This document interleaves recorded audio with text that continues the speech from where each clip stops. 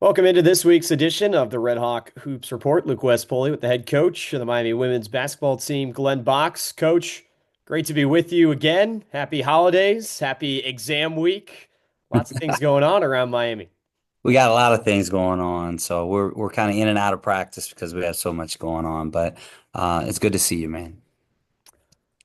Wow. I mean, you guys last Thursday put on quite a show on the road at Dayton. 60 to 43 was the final score.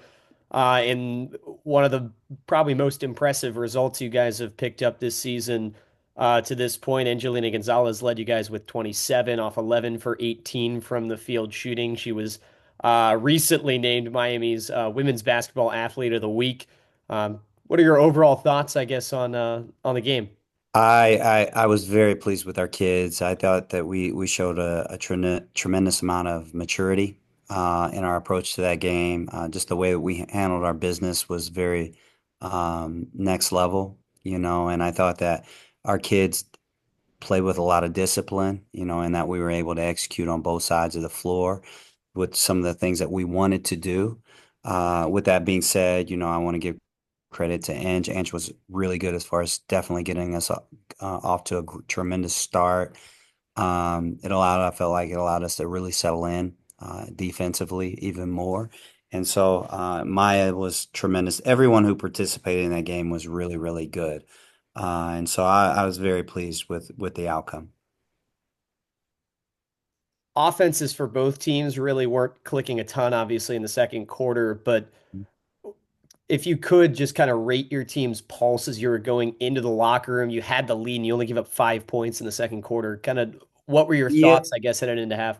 I would say that we actually did execute. We just didn't make shots. Like we played I mean if we'd made shots, I don't think it was a ball game, and so like we did a good job as far as execution wise, as far as doing the things that we wanted to do. Like we had wide open shots. We had wide open shots in transition. We had wide open shots out of our offense. Balls just wasn't falling, and I thought that I felt good because we were still getting stops.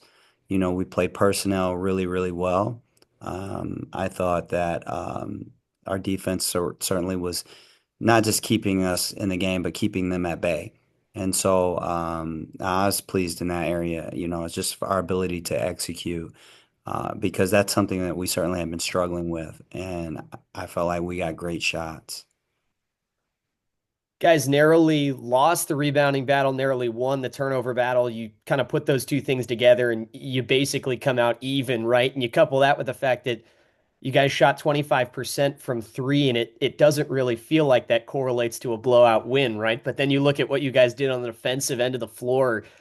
What was so key for you guys in, I mean, staggeringly low shooting numbers on the other side? I think that it started with Maya. Maya had the task of guarding Ivy Wolf. She made things really, really difficult, but we also, multiple people defended her. Tamar defended her. Nuria defended her a little bit in the first half. So we ran bodies at her. I thought that that was the key to us really winning. Often was that, on the defensive side of the ball, just really be disruptive. I thought that we were that. I just think that for the most part, the way that we were able to play with energy on the defensive end, and it just, I don't know, it just made it. There's a sense when you can get stops that you're in a good place, and I felt like the whole game we were in a good place because I felt like we could guard them, and we certainly did that. And so as far as the turnovers were concerned on the other end, I thought we were much better as far as taking care of the ball. We had some late turnovers, but I felt like the turnovers were different. I felt like Tamar was significantly better. I thought that Inge was better. Some of the things that they had been doing, they didn't do in that game. And if they can continue to do those things, we got a chance. When you look at your two losses to Xavier and Western Kentucky this year, those were a couple games where you allowed some pretty big numbers in the 3-point shooting category, and then you contrast that with Dayton, who goes 0 for 10 over the final three quarters from three. They were combined 1 for 15 on the game. What was different about your guys' perimeter defense on Thursday? I think personnel had a little bit to play. And a lot of times it's when you play somebody and where you play them, and just the way things like Xavier right now, I saw they couldn't throw it in the ocean. They haven't been able to throw it in the ocean. First game, they hit some shots. Western Kentucky could miss. They go to a Wichita State who's just okay, I would say, and they can't throw it in the ocean. They had so a lot of times it's just that night. The only thing that you can control is how difficult you make those shots. And I felt like they were getting as far as Dayton, were getting the shots that we wanted them to take. Uh, we weren't uh, we weren't aggressive enough at those two places, in time. And we that was the biggest difference. Just I think our lack of aggression in those two games, our mental focus, lack of aggression. Shifting gears a little bit to what you guys have coming up. You guys have another long break, right? You had Hmm. one come up a couple weeks ago, and obviously finals week is smack dab right in the middle of this, which I'm sure for you is not the best thing in the world in terms of trying to stuff as much practice time into this little break as you can. But 12 days in between games, you've got another good team coming up in Purdue. We'll get to that in a second, but what's your guys' focus? Again, we kind of joked about it a little earlier on, but like you really do have to balance a lot of different priorities right now over the Hmm. next week and a half. So how do you keep your team focused through that all on basketball? I think that's a very good question. Being focused for that long of a stretch is a difficult task. They just need to be focused when they walk in this building. And so, with that being said, we practiced really light as far as we were only on the floor an hour yesterday, but I thought that we were productive in the hour that we were on the court. We went hard, we got a lot of stuff in the 1 hour. In the previous practice, we went a little longer, got up and down the court more. And so like this is a time where we can really focus on us, and I think that that's the the direction that we need to continue to move. I just think that there's so much good basketball that lies in store for us. We just have to tap into it. And these times right now, we're not a finished product. So these are times right now where we can get this practice time in and we can get a lot done. We can get our timing down. We can get a better understanding of the things that we're doing.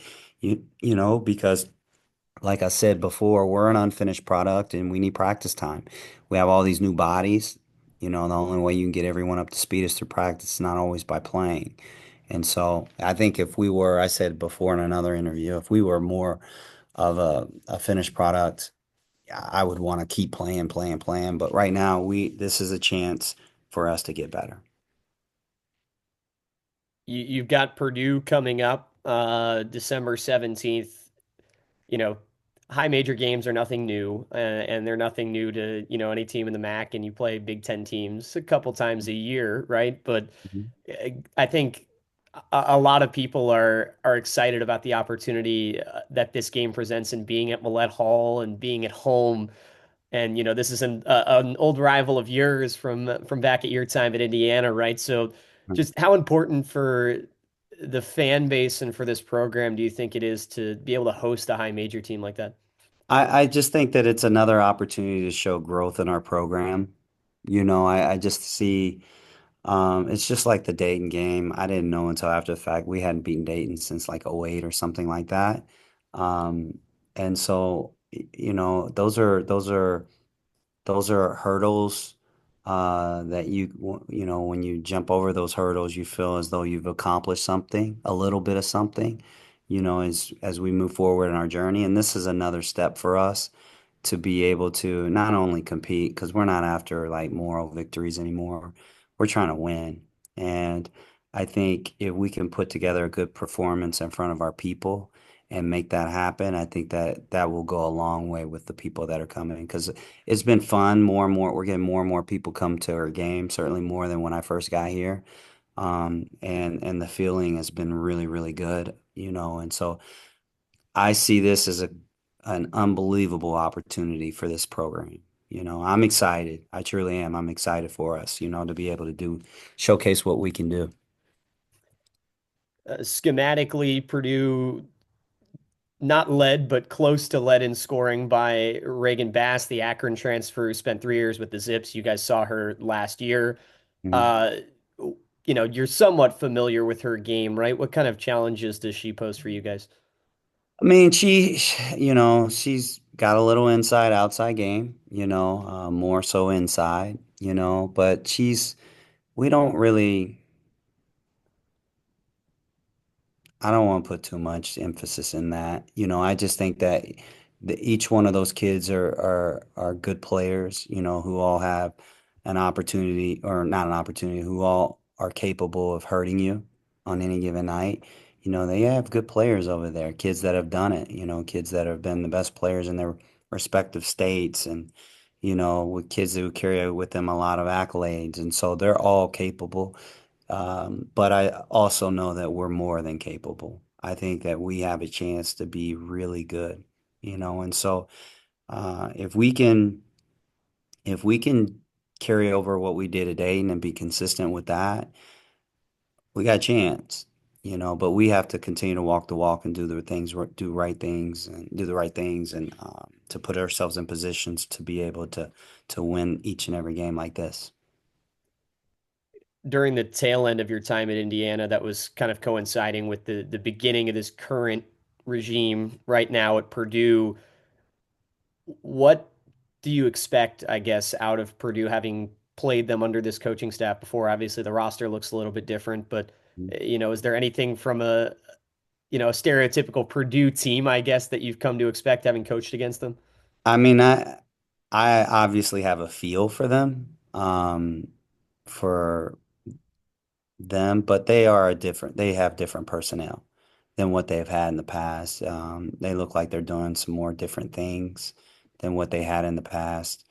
And so I just know that if we focus on us and we come ready to play, I feel good that we can do more than compete. We can win. And so, they're in the middle of a tough stretch for them. And so, they almost knocked off Maryland yesterday or day before. I think they have Kentucky coming up, and then they get to come here.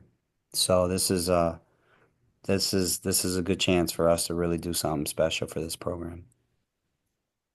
Obviously, coming off as much of a lopsided win and as good of an effort, I guess, as you could ask out of your players. What does the next step look like for you guys? Because I know you're always thinking about the next thing, right? So Yeah. if you guys are to play even better than you did on Thursday, what does that look like? Be great in practice tomorrow. Be great at practice tomorrow. We can't worry about our next game. We need to be worried about tomorrow, like what we can do to be better tomorrow. And I feel like individually, and I just feel like as a team, like if you just were at our practice, you could see you can see growth. We look way more, against Dayton, we looked way more together offensively. We had a clear understanding, I felt like, what we were doing. We didn't look so jumbled. We didn't look so unorganized. And so, at least in my eyes, and so based on what I expect to look like, and I feel like we're certainly trending in the right direction. I felt like we didn't make the same mistakes that we had made previous game, and we were doing some good things. And so you, we need to be consistent in practice. That's where it starts. We got to be better in practice. Good question though, man. It's easy to Appreciate look it, it's coach. easy to look down the road, right? It's easy to look, but like we have to be better at what we do in order to give ourselves the best chance. And I think our kids have tremendous buy-in, and I think that they feel different. They feel like they have a chance. And so that's where you want to be right now. For sure. Miami RedHawk women coming up a week from Tuesday, December 17th, have a 7 o'clock tussle with the Purdue Boilermakers at Millett Hall. That game can be found on ESPN Plus, the Miami Radio Network, and Red Hawk Radio. Coach, till next time, appreciate you, man.